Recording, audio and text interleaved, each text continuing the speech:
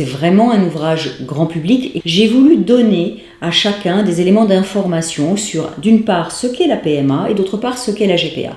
Les procréations médicalement assistées, ce sont des techniques qui sont utilisées depuis maintenant près de 50 ans par la médecine pour pallier l'infertilité de couples hétérosexuels. Il y a un encadrement juridique et en même temps, ce sont des techniques qui sont utilisées par des couples de femmes qui vont à l'étranger parce qu'en France, cela n'est pas possible. Ensuite, on met en place un encadrement juridique pour que les deux soient reconnus comme étant des mères au sens propre du terme.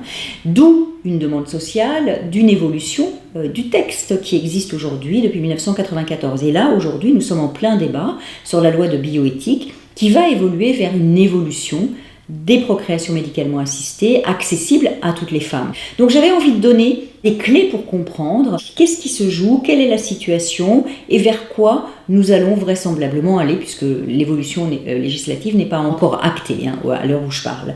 Et puis sur la gestation pour autrui, je souhaitais vraiment essayer de donner de l'information qui ne soit pas dans la caricature, qui ne soit pas dans l'excès de ce que l'on peut entendre quand on a des interventions dans des plateaux télévisés avec des personnes qui sont très opposées à la GPA ou qui sont très favorables à la GPA. Donc j'ai voulu montrer qu'est-ce que c'est la GPA, comment c'est au fond une pratique qui existe depuis des millénaires. Simplement, ce qui a changé, c'est qu'aujourd'hui, on en passe par la médecine. Voilà. Ensuite, j'ai voulu expliquer quel était le statut juridique en France, c'est-à-dire le régime d'interdiction à la fois civil et pénal, les problèmes que cela pouvait poser. Et puis, j'ai voulu sortir de la situation française pour montrer comment ailleurs, on a une conception différente de la maternité, de sorte que dans d'autres pays, eh bien, le législateur a choisi de légaliser la GPA, c'est-à-dire de l'encadrer.